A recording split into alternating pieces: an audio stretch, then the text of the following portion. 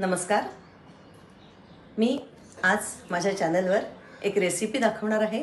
कोकणातली पारंपरिक रेसिपी शेवग्याच्या शेंगेची भाजी। खूप कमीत कमी सामान बघूया। शेवग्याच्या शेंगा, मी एकच शेवग्याची शेंग घेणार आहे। साधारणपणे 2 माणसांसाठी एका शेंग्याची भाजी पुरते। तांदळाचं पीठ, सुकी मिरची, मोहरी, हळद, हिंग, मीठ, पाणी आणि तेल। म्हणजे फोडणीचं साहित्य पीठ, तांदळाचं, मीठ आणि शेवग्याची शेंग एवढ्याच सामानामध्ये आपली ही रेसिपी होणार आहे। तर सुरुवात करूया। पहिल्यांदा यातली एक शेवग्याची शेंग मी चिरून घेते, त्याचे छोटे तुकडे करून। पुढची मागची टोक आहे ती काढून टाकायची, तुकडे छोटे करून घ्यायचे, साधारणपणे एवढे।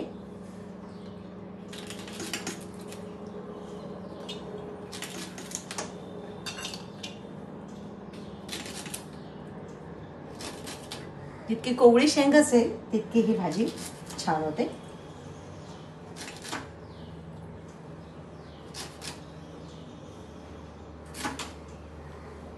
हे टोकाचे आहेत, हे मी टाकणार आहे। यासाठी एका शेंगेला अर्धी वाटी तांदळाचं पीठ पुरेसं आहे। पिठाच्या दुपटीहून थोडंसं अधिक पाणी घ्यायचं आहे। वाटीनं मोजून घेऊया। या शेंगा त्याच्यामध्ये आपल्याला घालायच्या आहेत।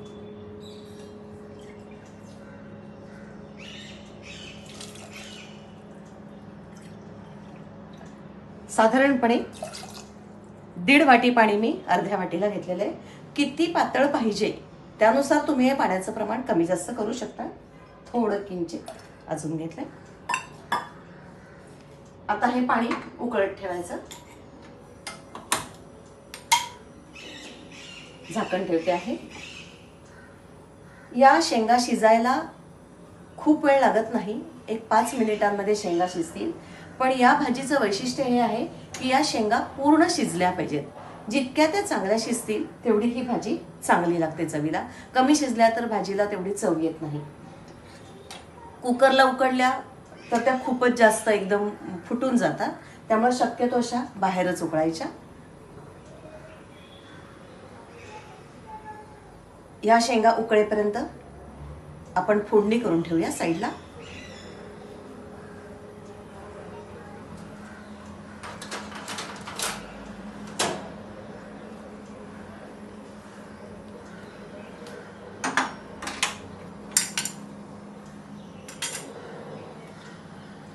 या भाजीला फोडणी जरा जास्त लागते, कारण याच्यात फारसं काही साहित्य नाहीये, त्यामुळे ही फोडणी थोडी जास्त करायला लागते।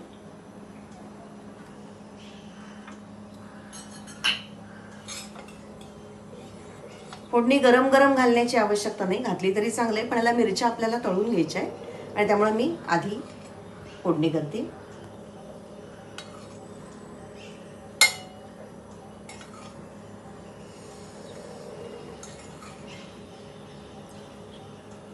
साधारणपणे जवळजवळ 4 हे डाव म्हणजे टेबलस्पून म्हटलं तरी चालेल एवढं तेल घेतलंय।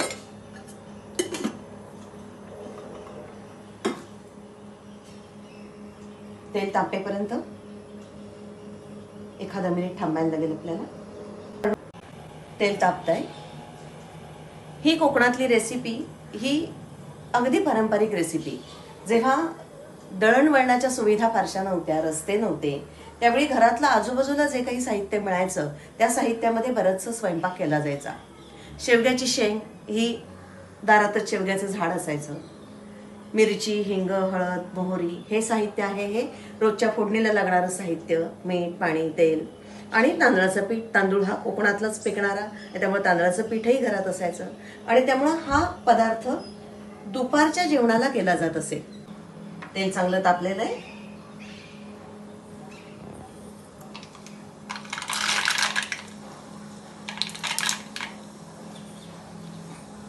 मोहरी घातली, मोहरी चांगली तडतडलेली। मी तेल चांगलं तापलंय त्यामुळे गॅस बंद करते आणि याच्यामध्ये हिंग घालते। या भाजीला हिंग जितका जास्त असेल तितका चांगला. मिरची आपल्याला तळून घ्यायची आहे यातली. मी अगदी अर्धीच वाटी पीठ घेतलंय त्यामुळे 1 मिरची घेते.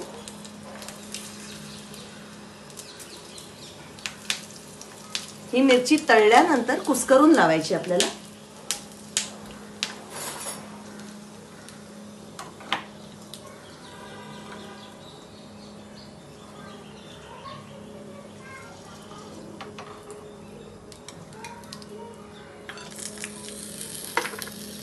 आणि हळद रंगासाठी.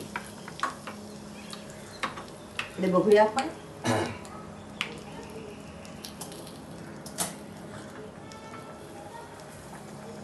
शेंगा अजून शिजल्या नाहीये.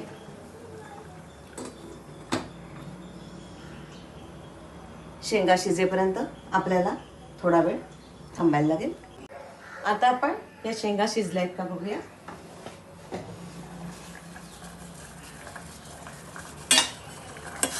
शेंग चांगली शिजलेली आहे.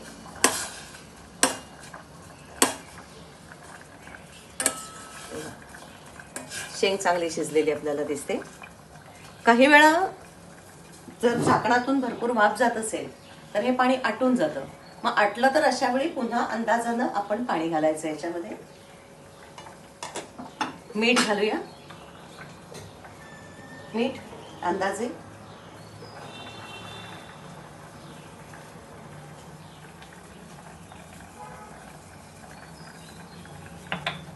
आणि आपण यात आता हे तांदळाचं पीठ घालणार आहोत. गॅस बारीक करते.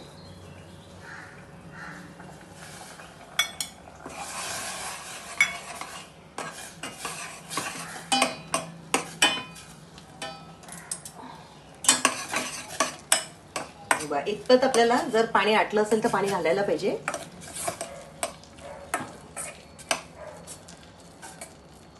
आणि त्याला आता थोडी वाफ काढायची.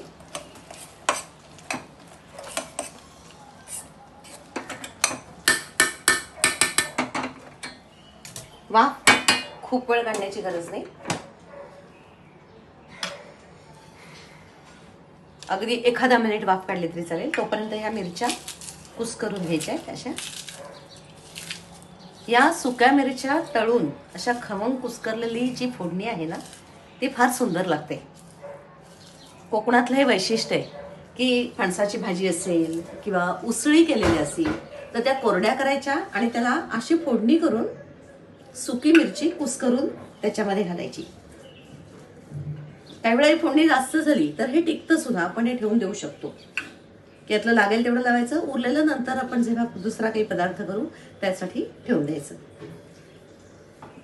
मी केलेली फोडणी समजा जास्त वाटली, मिरच्या जास्त वाटल्या तरी आपण नंतर वापरू शकतो. बघूया. ते वाफ आलेली आहे.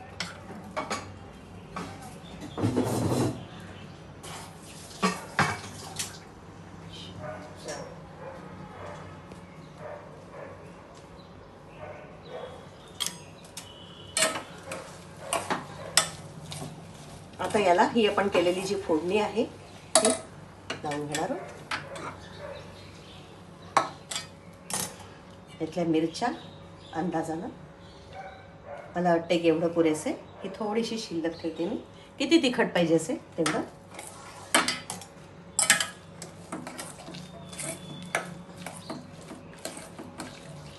आणि ही फोडणी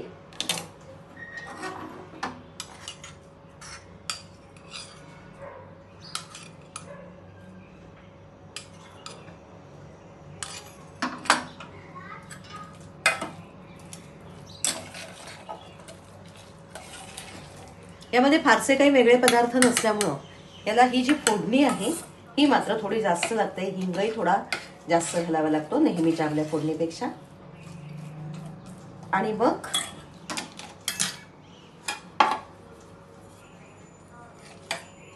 याच्यावर थोडंसं खोबरं घालायचं. ओलं खोबरं.